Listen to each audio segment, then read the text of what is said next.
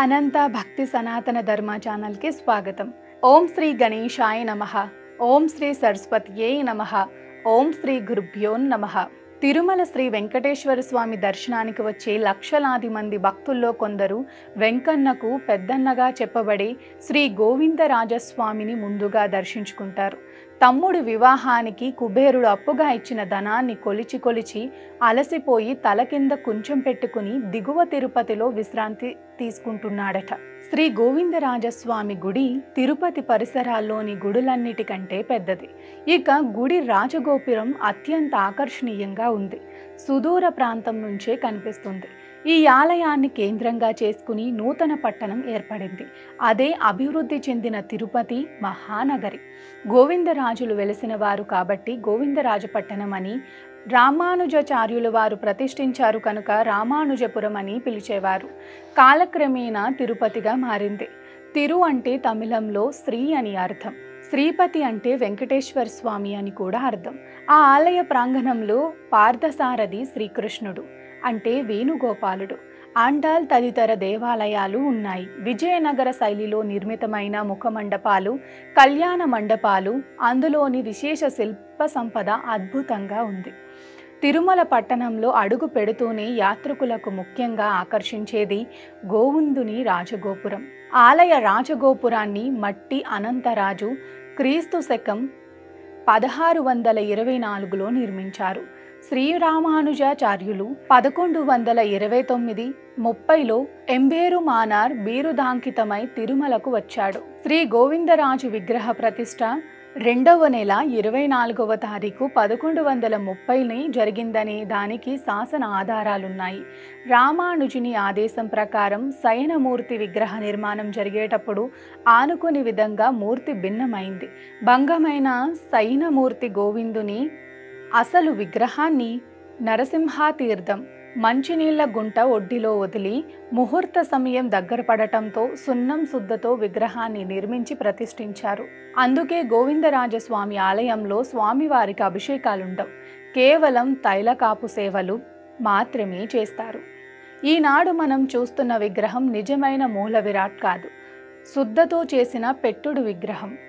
చిదంబరంలో ఉత్సవ విగ్రహంగా ఉండిన గోవిందరాజస్వామి వారి విగ్రహం ఇక్కడ మూల విరాట్ అయింది. అప్పటికి వరకు మూల విరాట్టును వరదరాజస్వామి విగ్రహం ఉత్సవ విగ్రహం అయింది. శ్రీ గోవిందరాజస్వామి విగ్రహం ప్రతిష్టకు ముందే శ్రీ పార్థసారథి ఆలయం ఉంది. ఇది ప్రధాన ఆలయం అనేదానికి కారణం మహాద్వారానికి ఎదురుగా ఆలయం దక్షిణ దిశలో శ్రీ పార్థసారథి, ఉత్తర దిశలో గోవిందుని ఆలయం ఉన్నాయి. శ్రీ ఆండాల్ అమ్మవారికి ఆలయంలో ప్రత్యేక సన్నిధానం ఉంది.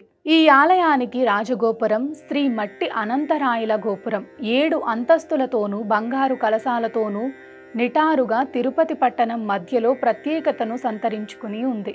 ఈ గోపురం కాకుండా మరో 2 గోపురాలున్నాయి. నడిమి గోపురం 15వ శతాబ్దంలో నిర్మితమైంది. ఈ గోపురపు అధిష్టానంలో గోడలపై రామాయణంలో రాముడు తన బాణంతో 7 తాటి చెట్లను కూల్చిన దృశ్యం, భాగవతంలోని గోపికా వస్త్రాపహరణ దృశ్యాలను చెక్కబడి ఉంది. అంతేకాక అనేక దేవతామూర్తుల శిల్పాలు కూడా ఉన్నాయి. శ్రీ పార్థసారథి ఆలయ ముఖమండపం, కళ్యాణ మండపం శ్రీకృష్ణదేవరాయల కళాభిరుచికి దర్పణం. ఇందులో శిల్పకళా నైపుణ్యం ప్రదర్శించబడింది. ముఖ్యంగా ఈ మండపంలో 4 విశిష్టమైన నల్లరాతి స్తంభాల్లో ఎన్నో శిల్పాలు ఉన్నాయి. కేవలం 5-6 అంగుళాల ఎత్తుగల కోలాట నృత్య భంగిమల శిల్పాలు వేదికపై కప్పులో ఉన్నాయి. గోవిందుని ఆలయంలో వసంత మండపం, నిరాలి మండపం, చిత్రకూట మండపం, కుంభహారతి, లక్ష్మీదేవి మండపాలున్నాయి. ఆలయానికి అనుబంధంగా పుష్కరిణి ఉంది. దీనిని గోవిందరాజు పుష్కరిణి అంటారు. ఈ పుష్కరిణిలోని తెప్పోత్సవాలు ఘనంగా జరుగుతాయి. ఈ తెప్పోత్సవాలని నీరాజోత్సవం అని కూడా అంటారు. అనేక ఇతర సన్నిధానాలు ఈ ఆలయంలోని ప్రత్యేకత.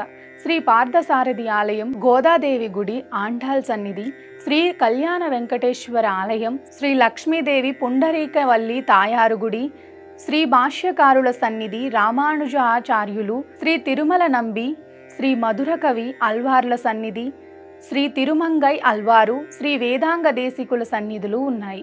విశేషంగా గోవిందుని ఆలయంలో దాదాపుగా ప్రతిరోజు ఏదో ఒక ఉత్సవం ఉంటుంది. అది అల్వార్ల వార్షోత్సవ, పక్షోత్సవ, నక్షత్రోత్సవాలు, బ్రహ్మోత్సవాలు జరుగుతుంటాయి. ఎప్పుడూ కలకలలాడుతుండే ఈ ఆలయంలో నిత్య కళ్యాణాలే.